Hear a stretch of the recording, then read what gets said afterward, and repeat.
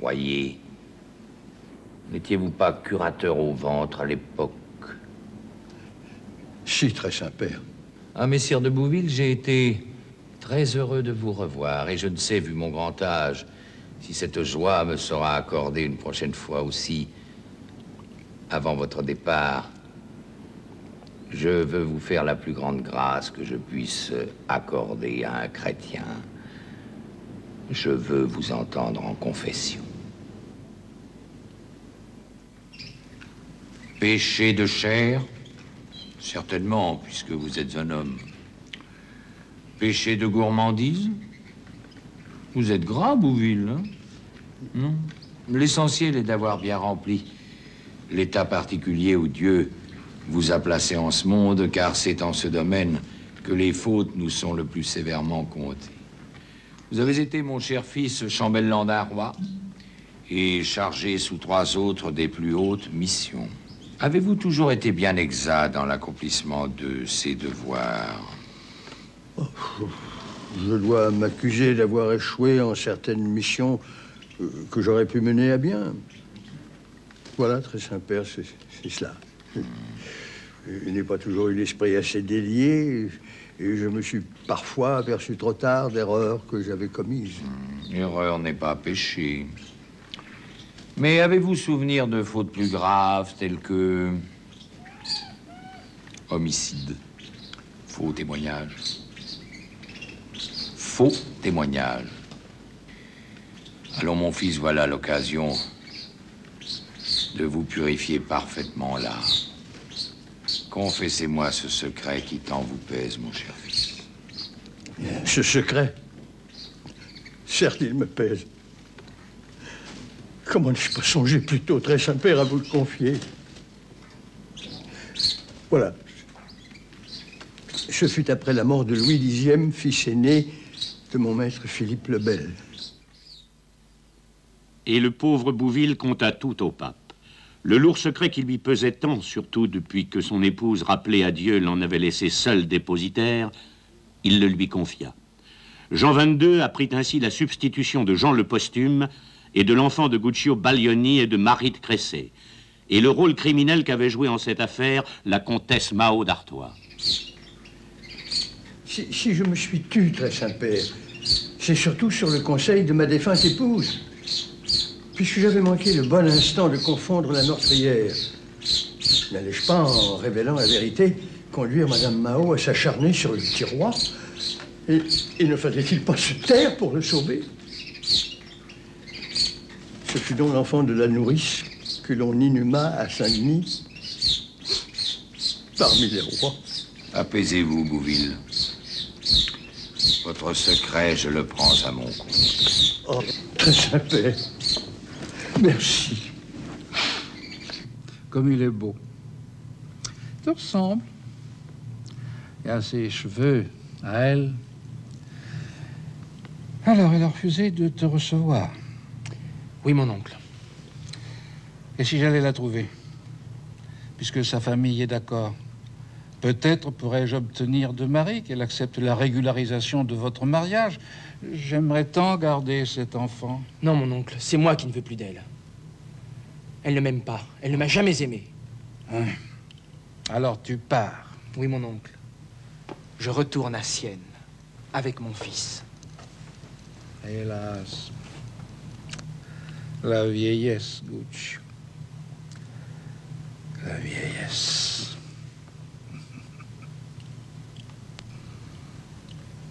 Mon Dieu, un vrai petit prince. Un vrai petit prince. Allez-vous-en vite. Pour lui, vous ne pouvez mieux faire. Je veux qu'il ne vous arrive aucun mal, à vous et à cet enfant. Adieu, mon petit prince.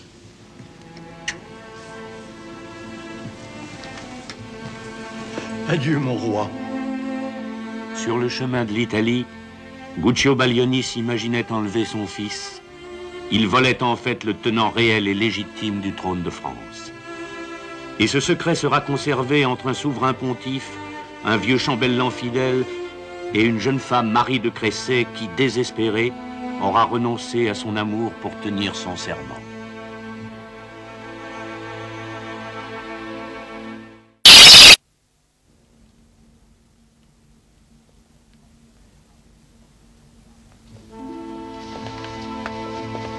Mortimer a réussi. Isabelle est en France avec le prince de Galles afin de rendre au nom d'Édouard l'hommage pour l'Aquitaine. Charles IV le Bel la reçoit à Maubuisson. Il est remarié, mais a-t-il pardonné à la coupable, Blanche? Votre frère Charles l'aurait sans doute reprise. Il nous l'aurait imposé pour reine. Si, par malheur, par bonheur plutôt. La 12 Blanche, l'année avant que Charles ne devint roi, se fit engrosser en sa prison par le geôlier. Et Mao, ma bonne gueuse de tante, a dû se résigner à l'annulation du mariage de sa fille. Ha! Pas facile à obtenir l'annulation, comme vous le savez. L'adultère n'y suffit pas. Il fallut fonder la demande sur le manque de discernement de Charles pour exprimer son vœu quand il avait choisi son épouse. Ce fut un très beau spectacle. Tour à tour, de votre oncle Valois à la dernière des Chambrières, chacun sous serment, et m'eût déclaré qu'à l'époque, Charles était incapable, simple et imbécile. Jamais on ne vit roi de France maltraité de si jolie façon. Il n'a pas changé, ma cousine. Oison il était, oison il est. N'attendez pas d'aide de lui. Êtes-vous toujours aussi chaste, ma belle cousine? J'y ai bien été forcée. S'il vous met à l'esprit de changer de coutume, n'oubliez pas que je suis là, ma cousine, avec les mêmes sentiments qu'hier. Et...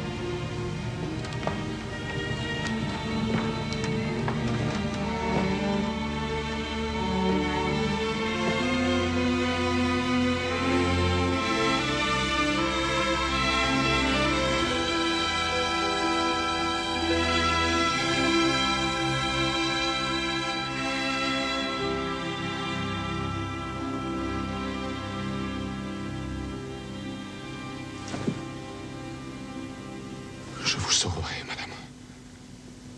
Je chasserai ces maudits des Spencer qui vous ont fait tant de mal. Je vous offrirai leur tête. Et vous serez reine. Ma reine.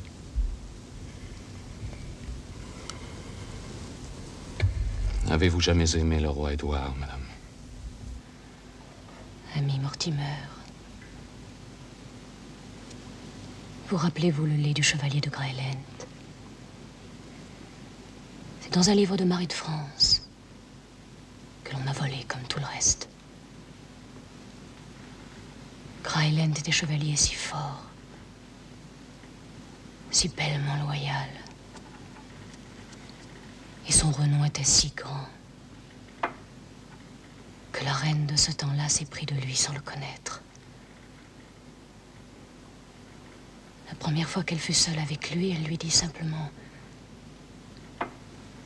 Ami Greyland,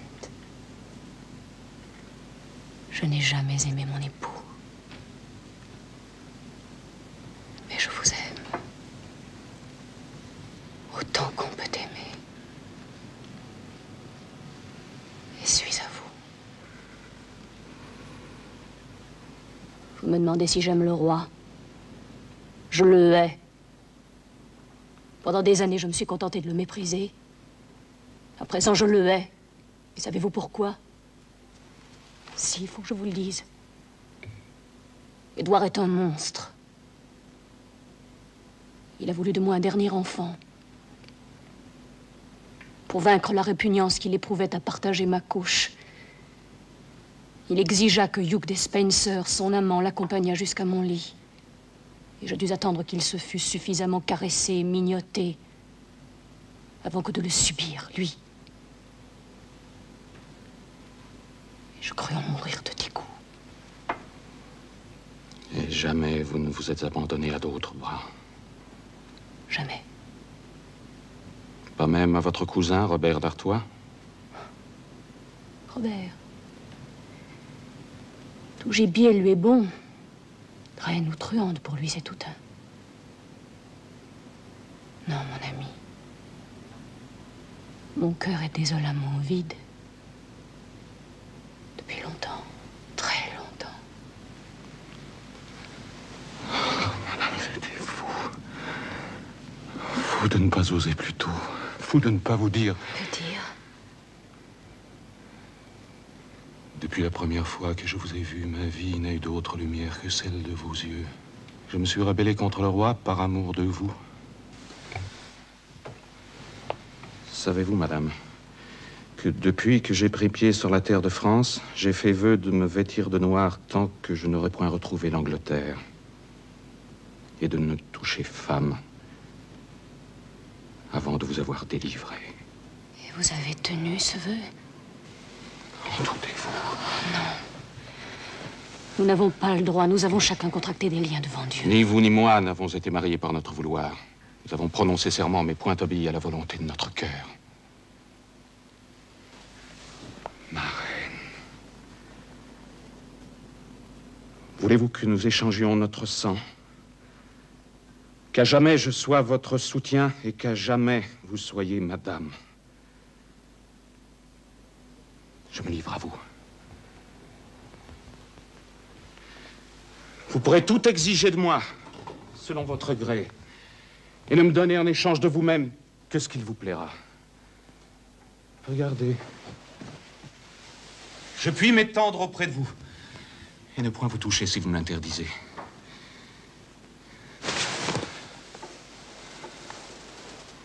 Même si j'étais nu. Et si tu étais nu.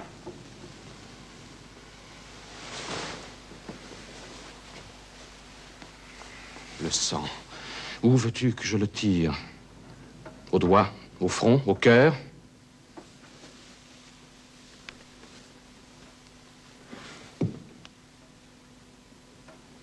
Au cœur.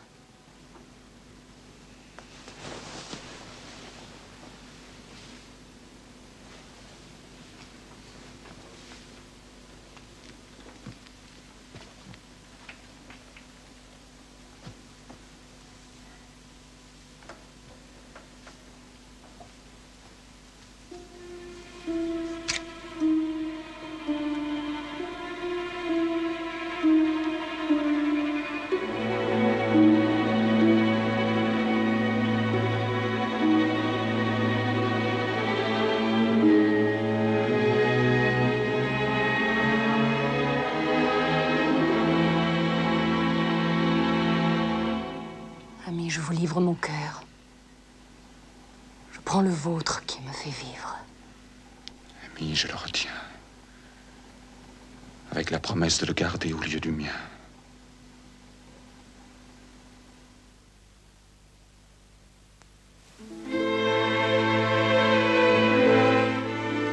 Quand le petit matin se leva, Isabelle, encore frémissante, se souvint soudainement d'un cri. Celui qu'avait poussé Marguerite de Bourgogne en ce même château de Maubuisson.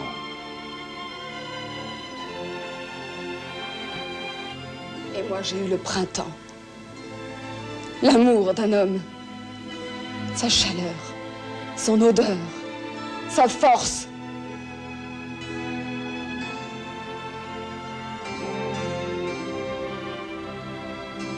Qu'ai-je fait alors? Qu'ai-je fait? Si j'avais su. Dans son château du Perret, immobile au creux d'un siège, la conscience partie, accablé de chaleur sous les couvertures dont on croyait bon de l'étouffer, Monseigneur Charles de Valois attendait la mort. Comme l'avait été 11 ans plus tôt son frère Philippe le Bel, il venait d'être frappé à la tête dans les rouages mystérieux du vouloir. L'empereur titulaire de Constantinople, le vicaire de la chrétienté, le comte de Romagne qui avait rançonné Sienne, ruiné Florence, exilé Dante et empli si longtemps l'Europe de ses tapages, Monseigneur de Valois, abandonné de tous, était reclus dans son corps comme dans un tombeau. Seul Robert d'Artois, qui parcourait fréquemment les étriers chaussés à fond la route du Perret, venait encore rendre visite à son beau-père agonisant, dont la mort, si elle devait le priver d'un précieux appui, ferait de lui toutefois le plus grand seigneur du royaume. Chaque prince qui meurt est plus pauvre homme que le plus pauvre serf de son royaume. Dans le temps où mourait Monseigneur de Valois, Charles IV réunissait un conseil à l'abbaye de Chalice pour traiter des affaires d'Angleterre. Le roi Édouard II exigeait le retour de sa femme et de son fils. Cherchemont, refaites-moi lecture de cet endroit où notre frère Édouard se plaint de Messire de Mortimer. L'adhérence de notre femme et de notre fils Édouard, qui l'a rejoint en France, avec nos traîtres et mortels ennemis notoirement connus, en si grande honte de nous... Que voilà lettre bien mal écrite. Ce qui a produit, sire, une si grande ire au cœur du roi Édouard, paraît bien être que Monseigneur de Mortimer ait tenu le manteau du duc d'Aquitaine lors du couronnement de Madame la Reine. Le roi d'Angleterre s'estime offensé qu'en une telle circonstance, le roi de France ait cru bon de désigner un rebelle pour tenir le manteau du duc de Kent, son frère. Offense! En nature, un sodomite! Offense! Cherchemont, quel droit avons-nous de nous opposer à la requête de notre frère d'Angleterre lorsqu'il nous enjoint de supprimer séjour à son épouse? Il est certain, sire, que selon les lois, à la fois de l'Église et des royaumes, il faut, de quelque manière, donner apaisement au roi Édouard. Il réclame son épouse. Notre Saint-Père le Pape nous a lui-même fait porter un message en ce sens. Votre conseil, Monseigneur Jean? Une épouse doit vivre auprès de son époux. Il faut donc que Madame ma sœur se reparte vers son pays de mariage. Sire Charles, mon cousin, vous savez ce que ça signifie? C'est livrer Madame Isabelle pieds et poings liés au Despenser. Elle est venue auprès de vous chercher refuge parce qu'elle redoutait déjà d'être oxyse. Que sera-ce à présent? Ma sœur s'est peut-être agrandi le danger. Ces Despenser ne paraissent pas de si méchantes gens qu'elle le croit. J'ai reçu d'eux plusieurs lettres fort agréables et qui montrent qu'ils tiennent à mon amitié. Et des présents aussi. De belles orfèvreries. Sire Charles, mon aimé cousin, avez-vous, pour 3 saucières de vermeil qui manquaient à votre buffet, changé de jugement au sujet de ces gens qui vous ont fait la guerre et qui sont comme bouc à chèvre avec votre beau-frère? Nous avons tous reçu des présents de leur part. N'est-il pas vrai, monseigneur? Et vous, Cherchemont? Et toi, Philippe? Tout cela ne coûte guère au Despenser. Ils le prennent sur les revenus du comté de Cornouailles qu'on a saisi à votre sœur. Et quelle loyauté pouvez-vous attendre d'hommes qui se déguisent en femmes pour servir les vices de leur maître? N'oubliez pas ce qu'ils sont et où siège leur puissance. Siège. Siège, voilà le mot juste. Charles. C'est la première fois que je vous vois depuis que ma fille Blanche est morte. Elle vous aimait, Charles. Moi aussi, ma mère. Je l'ai bien aimée.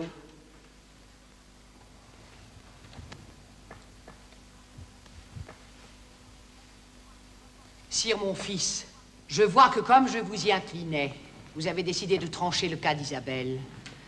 Je sais l'amour que vous portez à votre sœur et combien vous devez souffrir en ce moment. Mais n'oubliez pas, Charles, qu'il s'agit du bonheur et de la paix du royaume. Ils ne doivent plus être mis en cause pour une mauvaise femme dont tous nous pâtissons, ou nous avons pâti. Et les femmes, que diable? Et son mari n'est pas homme. C'est lui le vrai coupable. Voyez l'exemple qu'Isabelle donne à votre cour depuis qu'elle s'y trouve. Et songez que c'est la même femme qui fit naguère pleuvoir mensonges et calomnies sur mes filles.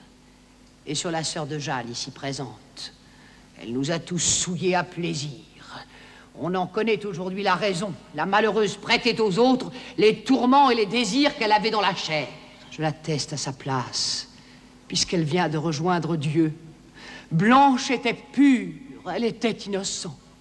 Innocente? Alors c'est le Saint-Esprit qui l'a engrossée dans sa prison. Qui vous dit qu'elle n'a pas été prise de force, ma Blanche? De force, ma tante. Moi aussi, je suis en prison. Autant au pour vous plaire, votre gendre Philippe le Long m'y plaça. Je n'ai pas pour autant engrossé la femme du geôlier, ni ne me suis servi du porte-clés pour épouse. Comme cela se pratique, notre famille anglaise. On a étranglé sa cousine Marguerite dans la même prison. On peut bien l'avoir violée, elle. Non, Charles, puisque vous m'avez appelé à votre conseil. Nul ne vous a appelé, ma tante, vous êtes venu de vous-même. Ce conseil, je vous le donne d'un cœur de mère qui a beaucoup saigné. Chassez votre sœur de France. Toutes les fois qu'elle y est revenue, la couronne a connu un malheur et je tremble depuis qu'elle est de retour. Vous attendez un enfant, qu'on espère mâle, puisqu'il vous faut donner un roi à la France. Alors, je vous le dis bien, sire, mon fils, tenez cette porteuse de malheur loin du ventre de votre épouse. Ma bonne tante, comme vous en oubliez les malheurs. Ou alors, considérez-vous que c'est dans son point? D'abord, quand notre cousin Hutin a trépassé. Puis quand son fils, le petit Jean le Posthume, s'est éteint tout d'un coup dans vos bras. Vous étiez là, certes, les deux fois. Mais Isabelle, où était-elle? Parmi les barons assemblés? Dans la chambre de Louis? Peut-être que la mémoire me manque. Je ne la revois pas, ma bonne tante. Ne nous égarons point. Et revenons, mes seigneurs, au sujet pour lequel le roi, notre sire, nous a mandé. Il faut prendre décision, sire.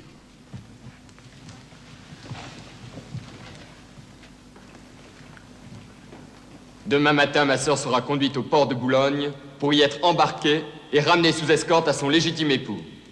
Je le veux ainsi.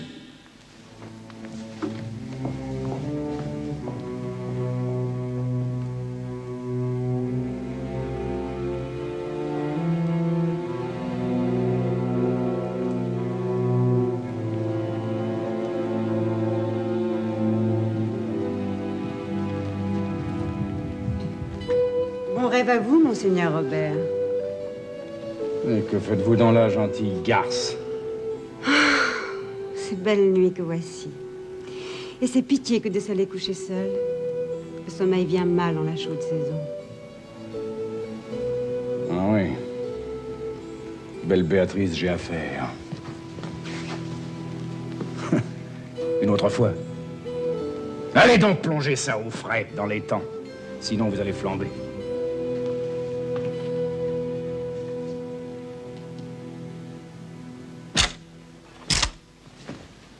Debout, mes bons amis, debout. Il faut fuir sur l'heure. Sinon le roi, votre bon frère, vous embarque demain de force pour l'Angleterre.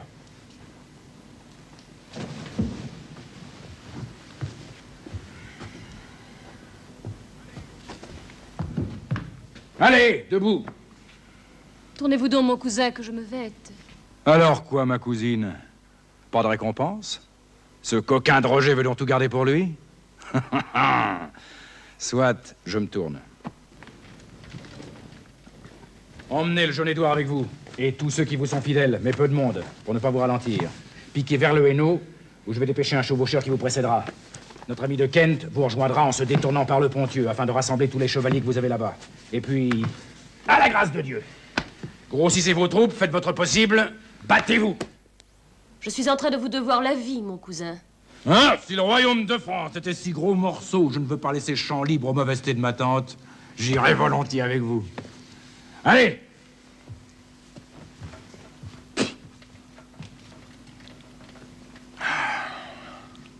Vogue, ma belle cousine. Vogue vers l'Angleterre. Le roi ne tardera pas à apprendre que tu t'es envolé avec ton bel amant. Mais tu seras déjà hors d'atteinte. Moi, Jean de Hainaut, votre chevalier, prêt à mourir pour vous quand même tout le monde vous ferait faute, je vous avais promis de vous reconduire, vous et monseigneur votre fils, par-delà la mer, en votre état d'Angleterre. Nous y voici, madame. Ne plaise à Dieu que jamais la reine d'Angleterre n'ait à ployer le genou devant quiconque. Moi et mes chevaliers, leurs écuyers, leurs valets, en tout 2000 hommes à ma solde, faisons serment de vous rendre votre trône ou de trépasser. Messire de Hainaut, je vous dois tout. Et en premier lieu d'être ici.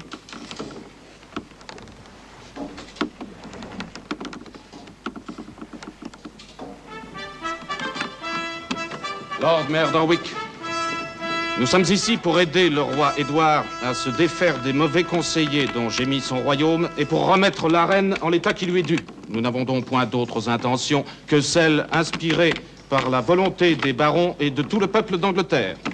Où est le roi, mon frère? J'ai entendu dire qu'il était à Londres. Mais j'ai entendu dire aussi qu'il était à Portsmouth. Avez-vous connaissance de mouvements de troupes dans les parages? Non, monseigneur. Messire de Hainaut, combien de temps va prendre le débarquement de vos chevaliers?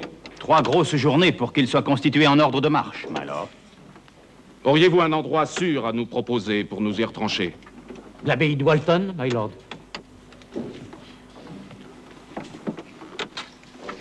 En avant.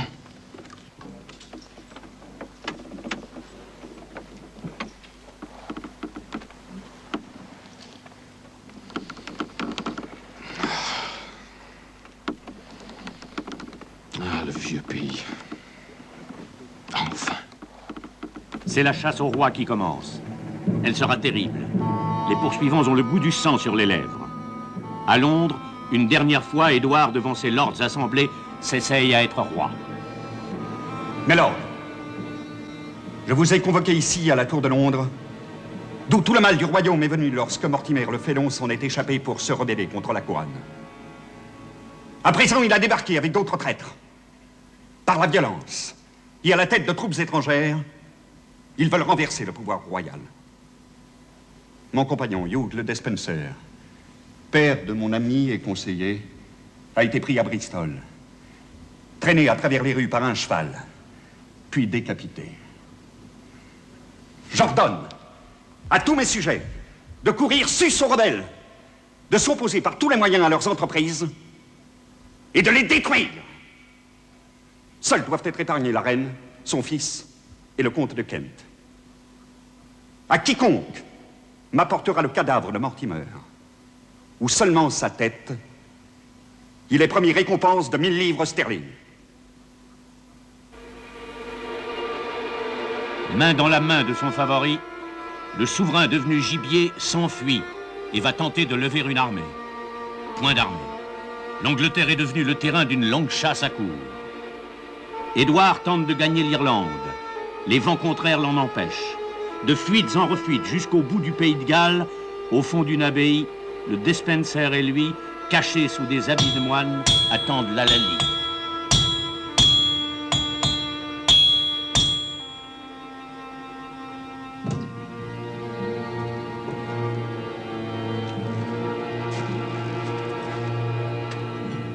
Sire, mon cousin, je vous retrouve enfin. Le temps est venu de payer vos fautes.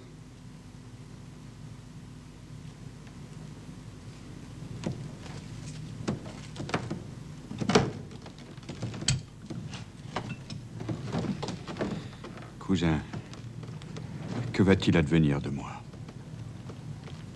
Ce que les barons et hauts hommes du royaume en décideront. My Lord Despencer, j'ai ordre de vous conduire auprès de la reine. Oh non, pas ça! Vous ne me l'arracherez point! C'est ton épouse, tu vois. Elle se venge. Ne les laisse pas faire. C'est elle. C'est cette louve française qui est cause de tout. Ah, Édouard, pourquoi l'as-tu épousée? Alors, il faut vous séparer. Adieu, Hugh. Adieu.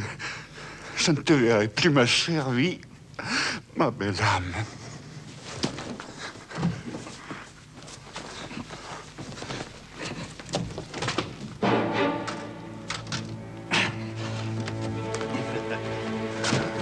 Comme il est beau, la demoiselle. Pauvre petit Hugh. Il a perdu son roi. Et c'est compté. On va lui en peindre les armes sur son joli corps. Agenouille-toi. Ne fais pas ta prude. Le roi aussi t'a demandé de te mettre à genoux. Et tu l'as fait pendant des nuits.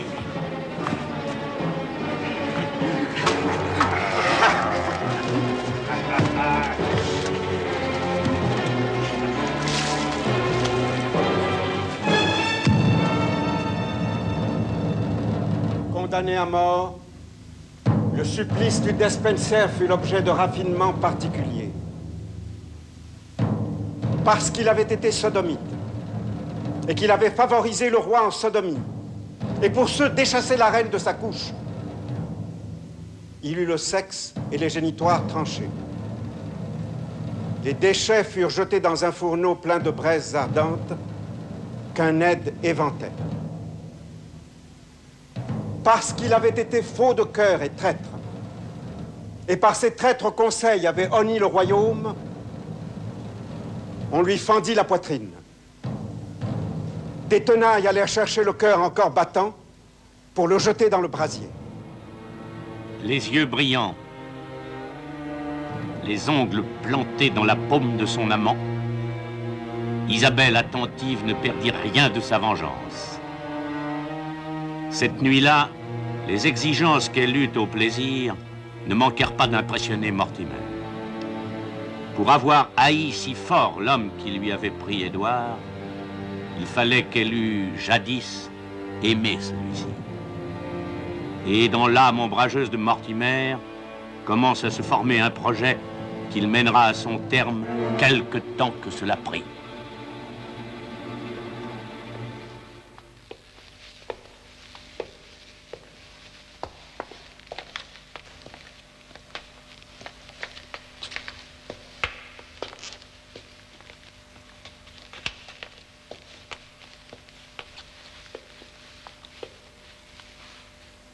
Qu'avez-vous à me dire, mes lords?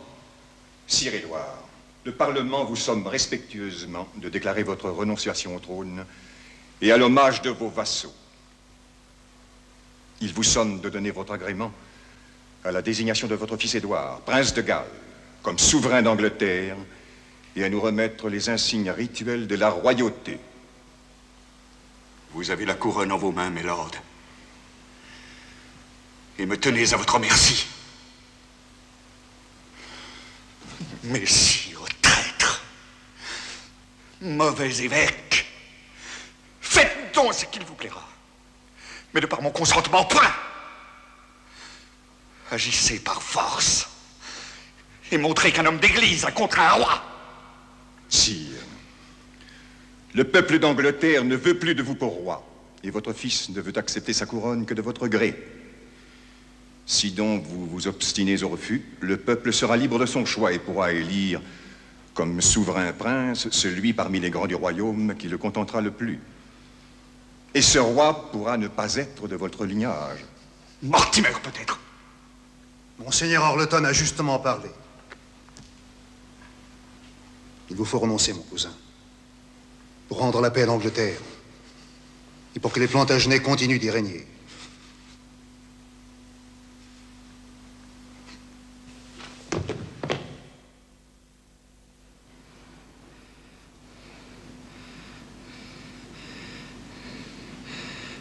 Mélord,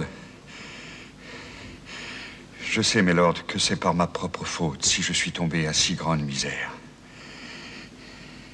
Je ne puis m'empêcher de souffrir un lourd chagrin de toute cette haine de mon peuple, que je ne haïssais point. Vous êtes bon, Mélord, très bon, de garder dévouement à mon fils aîné, de n'avoir point cessé de l'aimer et de le désirer pour roi.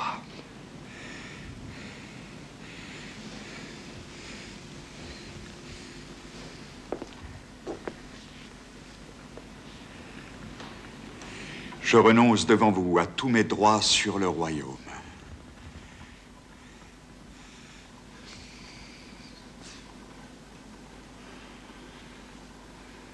Prenez-la, my lord, pour un ceindre mon fils. Et vous aussi, accordez-moi pardon des maux et injustices que je vous ai causés. Priez pour moi, my lord, qui ne suis plus rien.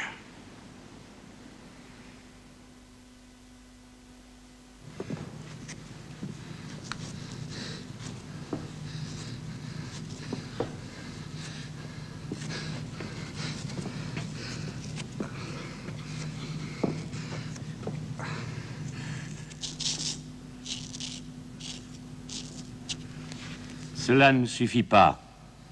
Édouard n'est plus roi. Il reste encore le calvaire et la dérision.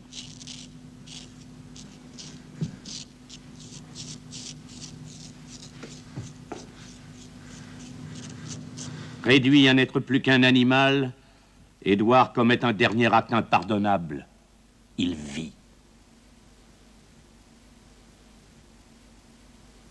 Un putois, mort au gîte depuis des jours. Il part en lambeaux, tu vas voir comme ils s'en vont. De la bonne venaison pour le crétin.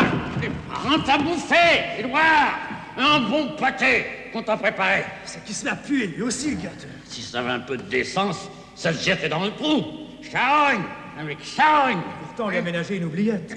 Il n'aurait que la peine de s'y laisser glisser. Mais ça veut vivre. Allez, une année entière à pourrir.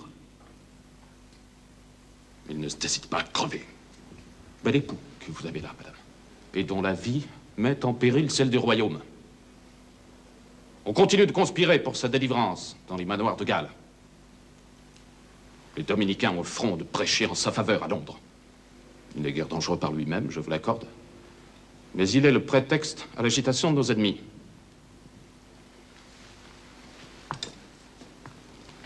Veuillez enfin, je vous en prie, émettre cet ordre que je vous conseille, et sans lequel il n'y aura jamais de sécurité ni pour vous, ni pour votre fils.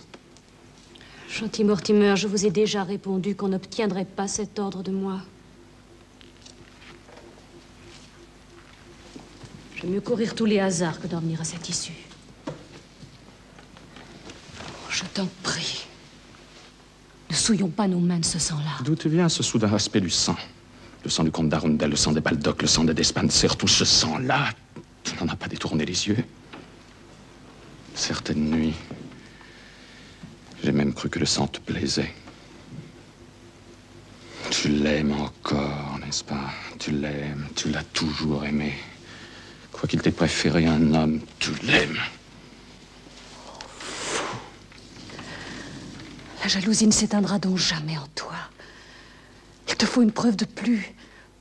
Ne t'ai-je pas assez montré devant tout le royaume de France et tout celui d'Angleterre, devant mon fils même, que je n'avais au cœur d'autre amour que le tien? Mais que te faut-il donc pour te convaincre? Le tuer.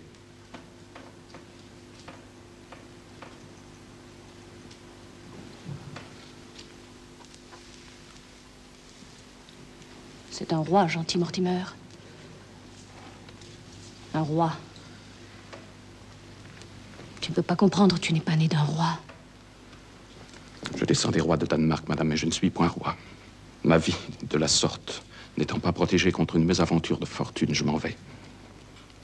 Je vais chercher refuge ailleurs, avant qu'il soit trop tard. Hors d'un royaume dont la reine m'aime si peu que je n'ai plus rien à y faire. Mortimer! Gentil Mortimer, demeure! Demeure! Oh, je t'en supplie, reviens. Reviens.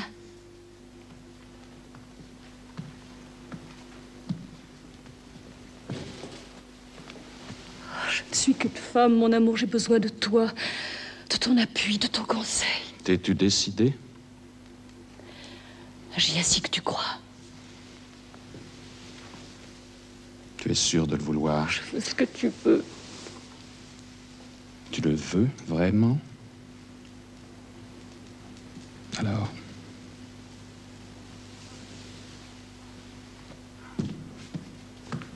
Garde! Qu'on aille m'équérir aussitôt, monseigneur Orleton.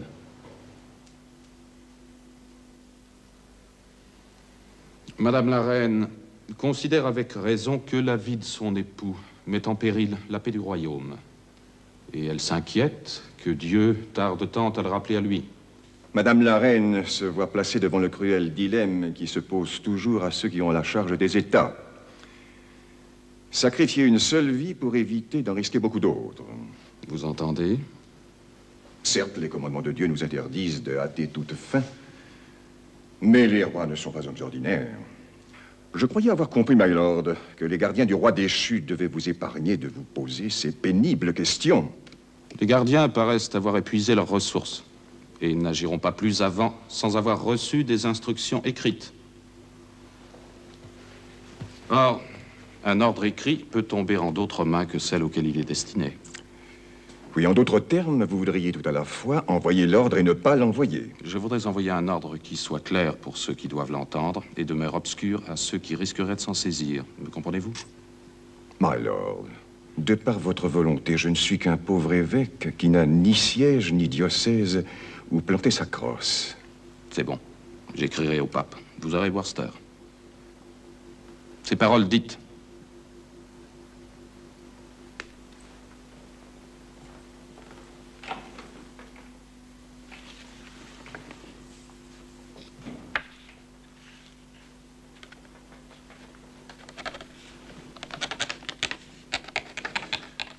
L'ordre n'a pas besoin d'être long.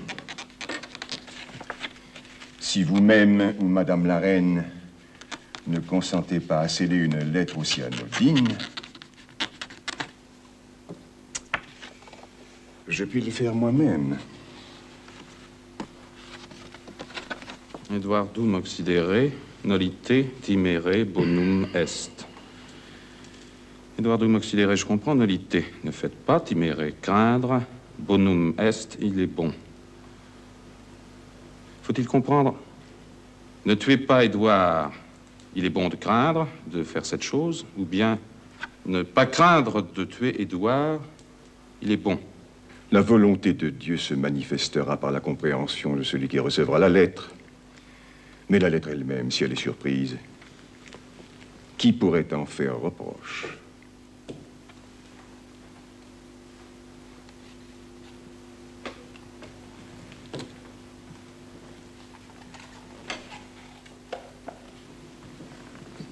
Gentil Mortimer.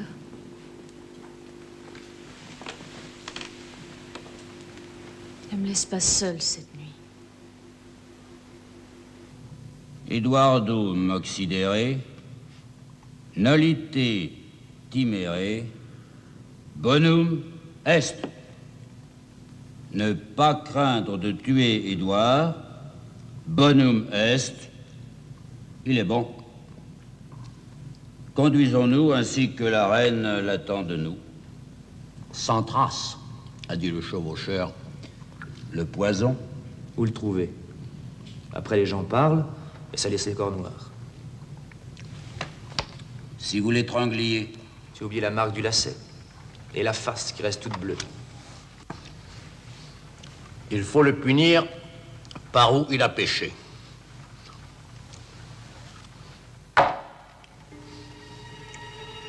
Suffit d'en percer le bout.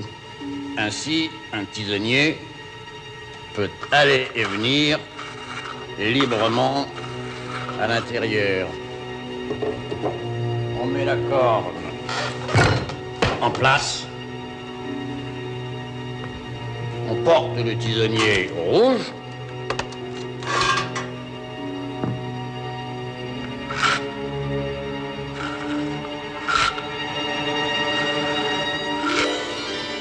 Pas la moindre trace sur le corps.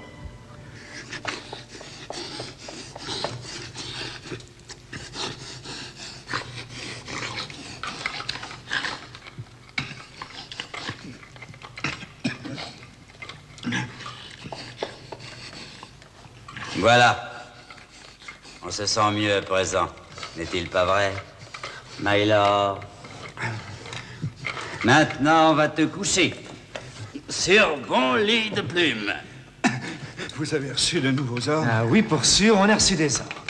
Et l'on va bien te traiter, Mylord. On t'a même commandé du feu. Les soirées commencent à fraîchir, n'est-ce pas, Billy? Il n'aura pas froid, je le jure. Pas froid du tout. Allez, couche-toi, Mylord. La couche est bonne, tu verras. Que fais-tu, Ugly? Tu tailles une corne pour boire? Non, Mylord, pas pour boire. Je taille une corne, voilà tout. Je crois que c'est la bonne longueur, ne pensez-vous pas? Ton Despenser que tu aimais tant, avait-il la parure solide? Allez, Mylord, couche-toi. Vous n'avez pas fait. Maintiens-le.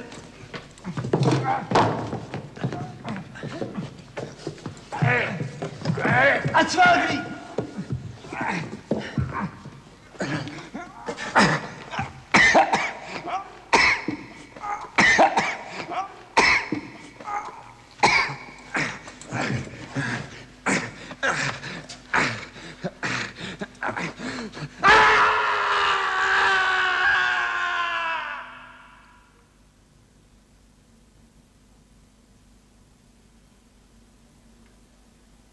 Les assassins convièrent les paysans du voisinage à défiler devant le cadavre du monarque déchu.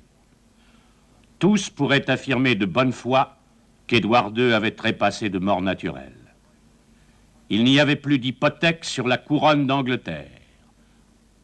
Un crime sans trace.